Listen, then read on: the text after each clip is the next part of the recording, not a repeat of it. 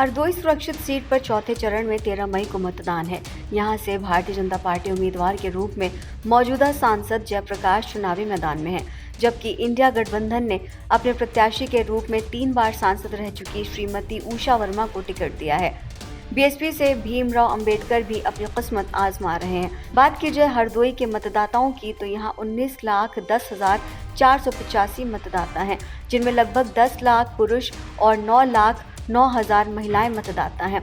हरदोई के मतदाताओं का किस तरफ है रुझान, इसके बारे में हमारे संवाददाता आमिर किरमानी ने हरदोई लोकसभा सीट के पिहानी कस्बे से मतदाताओं से बातचीत की। सारा प्रणाम, मैं हूँ आमिर किरमानी और हम इस वक्त मौजूद हैं हरदोई लोकसभा क्षेत्र के पिहानी कस्बे में, जहाँ 13 तारीख को मतदान है। 13 मई को चौथे चरण में यहाँ मतदान है और ये हरदोई लोकसभा के बारे में बताना चाहूँगा कि एक सुरक्षित सीट है और यहाँ पिछले 2 बार से बीजेपी के चुनाव जीतती चली आ रही है। यहाँ कुछ स्थानीय लोग हैं मौजूद हैं जिनसे हम बात करेंगे कि उनके चुनाव में क्या मुद्दे रहेंगे और किस मुद्दों पर वो वोट डालने जा रहे हैं। बताइए। जैसा कि हमारी भारत सरकार ने माननीय प्रधानमंत्री जी ने उज्ज्वला योजना और चाहे वो गरीबी रेखा से राशन योजना हो, चाहे वो किसान निधि हो, चाहे वो आयुष्मान कार्ड हो, चाहे वो कॉलोनी हो, सभी धर्मों को दिया है, ना कि किसी एक को, किसी व्यक्ति विशेष को। उन्होंने सारी समुदायों को पिहानी में लगभग हमारे कस्बे में 3500 कॉलोनी आई हैं, जिसमें से शायद ही 700 कॉलोनी किसी हिंदू बिरादरी को मिली है या बाकी तो मुस्लिम बिरादरी। उन्होंने जात पात से हटके जो काम किया है, उसी आधार पे हम प्रधानमंत्री मोदी जी को फिर से प्रधानमंत्री बनाना चाहते हैं। और इन्हीं मुद्दा तो कोई बचा नहीं, उन्होंने राम मंदिर का भी मुद्दा चल रहा था, हल कर दिया और कहीं पे भी कोई दंगा फसाद नहीं होने दिया। उन्होंने गुंडाओं को पनपने नहीं दिया। योगी जी ने हमारे जो भू माफिया थे, गुंडे टाइप के व्यक्ति थे, एकदम सुधार के रख दिया है। आम जनमानस को क्या चाहिए? आज़ादी से घर में रहना और टहलना, हमारी बहू बेटियां सेफ हैं और हमें क्या चाहिए। तो इनका कहना है कि जो केंद्र सरकार की योजनाएं हैं बीजेपी उनको भली भांति लागू कर रही है, गुंडाई नहीं हो रही है और चुनाव में आगे। आप बताइए। भाई साहब, यहाँ पे जो प्रमुख मुद्दे हैं सब लगभग भारतीय जनता पार्टी की सरकार सब पूरे ही कर रही है, अपने सभी वादों को पूरी उतरी है। और जैसे जो लोग बात करते हैं हिंदू मुसलमान की, हमारे यहाँ काफ़ी संख्या में मुस्लिम समुदाय आ चुका है, भाजपा के साथ जुड़ चुका है और बहुत भारी संख्या में भाजपा को वोट करेगा। इस बार फिर से भाजपा सरकार बनेगी। लोग कहते हैं कि यहाँ ग्रामीण में अन्ना मवेशी हैं, बहुत फसलों का नुकसान कर रहे हैं, उसके लिए व्यवस्था नहीं हो रही है। अन्ना मवेशी की समस्या एक बहुत ज्वलंत थी, लेकिन इस समय हमारी गौशालाएँ जो बनी हुई हैं उसमें काफ़ी हद तक अन्ना मवेशी पहुँच चुके हैं और कुछ लोकल स्तर पर थोड़ा भ्रष्टाचार में लिप्त कोई किसी ने अगर छोड़ दिया तो उस पर भी कार्रवाई होगी, वो देखा जाएगा उसको बाद में। आप बताइए क्या। जी, मैं राजीव गुप्ता। बताएं क्या मुद्दे। जैसा आदरणीय प्रधानमंत्री जी ने एक नारा दिया था, सबका साथ सबका विकास, पूरी तरीके से धरातल पर वो बिल्कुल सही दिखाई दे रहा है। भय मुक्त समाज दिया है, तमाम किसी भी तरीके का कोई भेदभाव नहीं है और हमारा वोट हर उस विकास पुरुष के साथ में है जो विकास करना चाहता है, जो देश को आगे ले जाना चाहता है। हम किसी एक कुनबे का नेता नहीं चुन रहे हैं, हम पूरे भारत का एक नेता चुन रहे हैं। उसके लिए मैं यही कहूँगा कि हजारों वर्ष नरगिस अपनी बेनूरी पे रोती है, बड़ी मुश्किल से पैदा होता है चमन में। तो इन्होंने बहुत अच्छी बात कही कि कुछ लोग हमारे साथ मौजूद हैं, उनसे हम जानेंगे कि जो बीजेपी सरकार, ये केंद्र सरकार की जो योजनाएं हैं उनसे कितना लोग लाभान्वित हो रहे हैं और क्या चाहते हैं। मैं मोहम्मद इरशाद यानी से अभी यहाँ काफ़ी जोर शोर से बोला गया विकास विकास विकास। विकास पैदा तो हुआ लेकिन जवान नहीं हो पा रहा है, अभी घुटनों के बल चल रहा है। विकास पैदा हुआ लेकिन बड़ा नहीं हुआ, सिर्फ घुटनों के बल चल रहा है। जब वो 70 साल में केवल नहीं कर पाए तो अभी तो 10 ही साल हुए हैं। 10 साल में आप लोग अपनी बारी में बोलिए जब आपकी बारी है।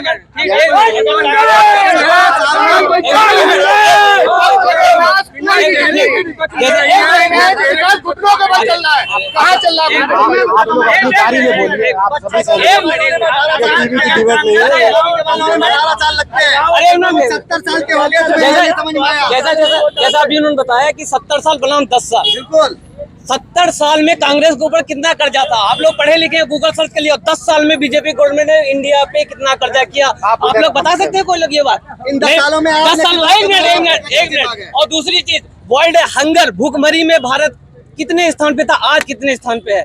कोई नहीं बताता, सिर्फ विकास विकास, नारे, मुद्दे, ठीक है। वर्ल्ड हंगर में आप बताइए, हाँ बताइए, वर्ल्ड अपनी बारी में बोलिए, उनको जवाब मत दीजिए। आप कह रहे हैं वर्ल्ड हंगर में भारत सरकार, भाजपा सरकार सबको अनाज दे रही, सबको अनाज दे रही। कौन भूखा है? आप मुझसे बताइए, कौन भूखा है? सबको अनाज दे रही है, फ्री में अनाज दे रही है, सबको आवाज दे रही है। माननीय मोदी जी ने सबको आवाज आप लोग जो यहाँ लोग नारेबाजी कर रहे हैं, हम सबसे अलग अलग ओपिनियन चाहेंगे। आपसे भी ये अनुरोध है कि अपनी बारी में बोले, बहस का मुद्दा नहीं है, आपकी केवल जनरल राय जानने आए। बताइए। मैं बता रहा हूँ, ये लोग 70 साल की बात कर रहे हैं। अगर कांग्रेस ने हर गांव हर कस्बे में विद्यालय नहीं बनाए होते तो ये जो 13 तारीख को चुनाव हो रहा था ना, 13 तारीख को जो चुनाव हो रहे हैं, तो विद्यालय की बजाय कहीं शौचालय में जाना पड़ता चुनाव के लिए। सब कांग्रेस के बनाए हुए विद्यालय हैं, इससे है ना, वहीं पे चुनाव होगा। साढ़े 70 साल में कांग्रेस ने, और ये बता रहे हैं फ्री राशन दिया है, 80 लाख राशन, 80 करोड़ लोगों को राशन दिया है। जब हमारे यहाँ 80 करोड़ राशन को फ्री राशन दिया जा रहा है, इसलिए आप सुन लो कितनी भूखमरी बेरोजगारी है। जब हम लोग इतने आगे हैं तो 80 करोड़ लोगों को राशन क्यों दे दिया जा रहा है, और किस बात पे दिया जा रहा है? पहले आप रख ले, आप पहले अपना तो सरकार देगी तो लेंगे, सरकार देगी लेंगे, सरकार देगी, सरकार देगी और लेंगे। और हमारे भाई लोग बता रहे हैं, मेरी बात पूरी हो जाए। राशन सिर्फ बीजेपी गवर्नमेंट नहीं दे रही, कांग्रेस भी दे रही थी। कांग्रेस मिट्टी का तेल भी दे रही थी, शक्कर भी दे रही थी, लेकिन क्या है, बात होगी सिर्फ बीजेपी की। सिलेंडर में फ्री बांट रहा है,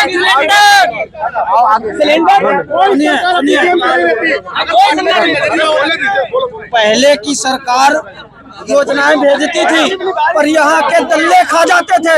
अब सरकार योजनाएं भेज रही है, व्यक्ति के खाते में जा रहा है।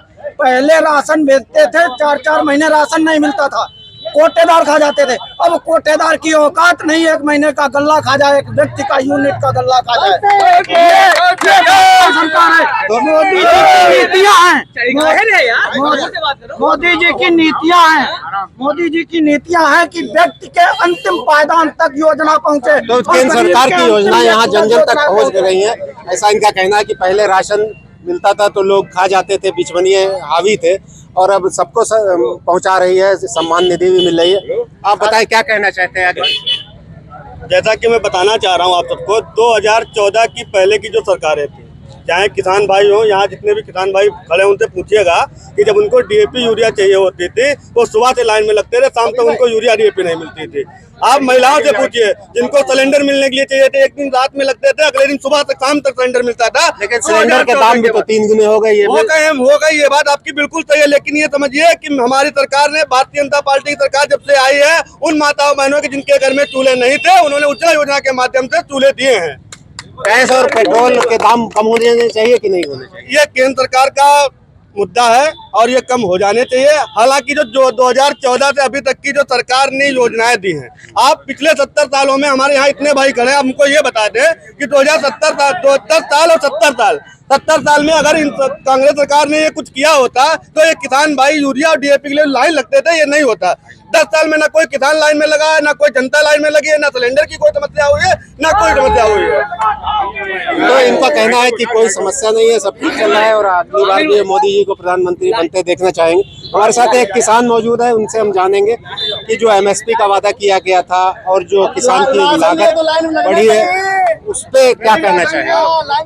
देखिए, पिछले 10 सालों में एग्रीकल्चर की इनपुट कॉस्ट हमारी बेतहाशा बढ़ी है और उसके सापेक्ष उपज मूल्य हमारा नहीं बढ़ा है। तो ये किसानों के सामने एक बड़ी समस्या है। हमारी जो सेविंग कैपेसिटी है वो दिन ब दिन हमारी गिरती जा रही है किसानों की।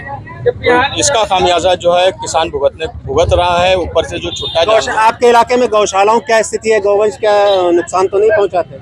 आवारा जानवरों से मेरे ख्याल से उत्तर प्रदेश में ऐसा कोई किसान नहीं है जो इनसे परेशान ना हो, और गौशालाओं की हालत वैसी है जैसी उत्तर प्रदेश की सब जगह गौशालाओं की स्थिति है। ये सरकार ने गौ अभयारण्य बनवाने का एक वादा किया था अपने विधानसभा चुनाव में कि प्रत्येक तहसील या जिले स्तर के ऊपर हम गौ अभयारण्य को बनाएंगे, और वो वादा मेरे ख्याल से अभी तक फाइलों में भी नहीं आया है। कहाँ है मैं नहीं बता सकता इस बार। हमारे साथ एक और किसान है, यहाँ के स्थानीय निवासी हैं, इनकी भी काफी खेती में रुचि है।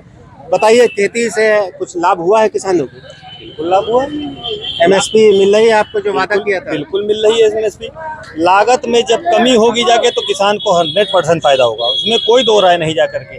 देखिए, पहले खाद मिलना बड़ी कठिन होती थी, ब्लैक मार्केटिंग होती थी, अब खाद अवेलेबल रहती है, हर स्टोर पर मिलेगी, और सबसे बड़ी बात ये है कि सरकारी रेट में मिलेगी। 266 रुपये 50 पैसे है, 266 की मिलती है। पहले ये होता था कि 380 266 वाली खाद 380 तक की मिलती थी। अब ब्लैक मार्केटिंग कम है, तो जब लागत कम होगी तो किसान को नेचुरल सी बात फायदा होगा, उपज में बढ़ोतरी होती है, आपका अनाज आराम से बिक जाता है जा करके, तो किसान को तो बिजली अच्छी मिलती है, तो पानी की दिक्कत नहीं होती। अभी इस वक्त हम लोग यहाँ मौजूद हैं, पिहानी में लाइट नहीं आ रही। कितने घंटे यहाँ लाइट मिलती है? लाइट लगभग 18 से 20 घंटे। लाइट बढ़िया आ रही है, 18 से 20 घंटे। तो एमएसपी से संतुष्ट हैं, लाइट भी अच्छी खासी आ रही है। हमारे साथ एक और किसान हैं, उनसे हम जानेंगे। यहाँ भी ग्रामीण क्षेत्र के निवासी हैं। बताइए कि इस बार किसकी सरकार आने वाली है? इस बार फिर से मोदी सरकार बनेगी। क्यों? उन्होंने हर तबके के लिए कल्याणकारी योजना चलाई हैं, खासकर किसानों के लिए, सभी के लिए। और आप सबका साथ सबका विकास का उन्होंने जो वादा था वो उन्होंने निभाया, और जनता एकमत हो चुकी है। 13 तारीख को सभी लोग कमल के फूल वाले बटन को दबाकर भारी मतों से विजय बनेंगे। तो आप बताइए।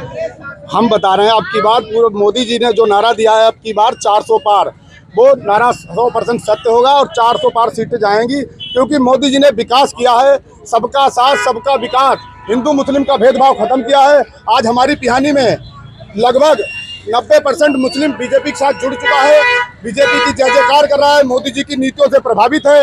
मोदी जी ने हर एक गरीब किसान को गल्ला राशन सब मिल रहा है। और आप कह रहे थे पेट्रोल डीजल महंगा हुआ है, आज 10 साल पीछे चले जाइए, कितनी मोटरसाइकिलें कितने कारें जिले में थी, कितनी प्रदेश में थी, आज उनकी संख्या देख लीजिए आप क्या क्या है। हर एक जवान नौजवान के पास में एक 30,000 का मोबाइल लिए घूमता है अपने आप। गरीबी कहाँ है?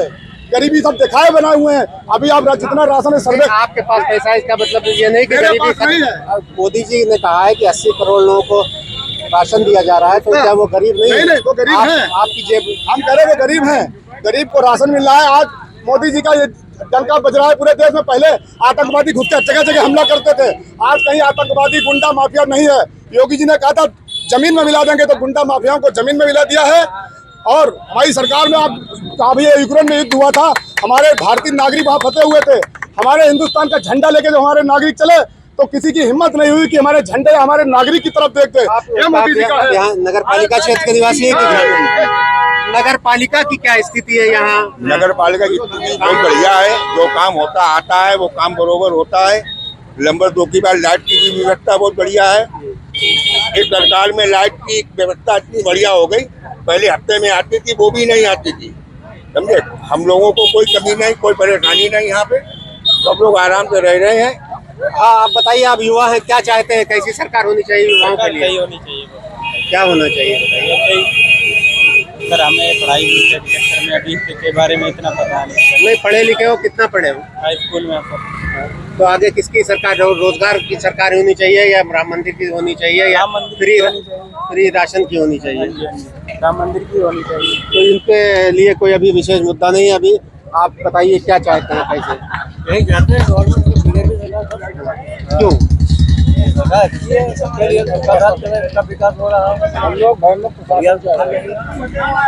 तो ज़्यादातर लोगों का यही मत है कि केंद्र सरकार, बीजेपी सरकार रिपीट होना चाहिए, क्योंकि उनके मुद्दे ऐसे हैं जो जन जन तक पहुंच रहे हैं। मुफ्त राशन मिल रहा है, किसान सम्मान निधि मिल रही है, और भी कई उज्ज्वला योजनाओं से काफ़ी संतुष्ट हैं। हालांकि कुछ किसानों का और कुछ लोगों का कहना है कि उनको एमएसपी नहीं मिल रही है, खाद बीज नहीं मिल रहा है, और बहुत सी ऐसी चीज़ें हैं जिन पर चुनाव देखा जाएगा। हरदोई में समाजवादी पार्टी से उषा वर्मा यहाँ 3 बार सांसद रह चुकी हैं और जयप्रकाश 5 बार सांसद रह चुके हैं।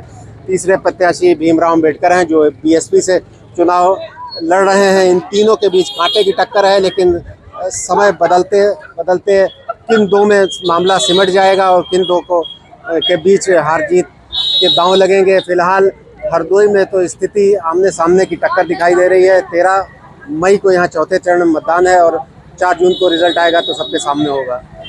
पिहानी से सारा समय के लिए आमिर किरमानी।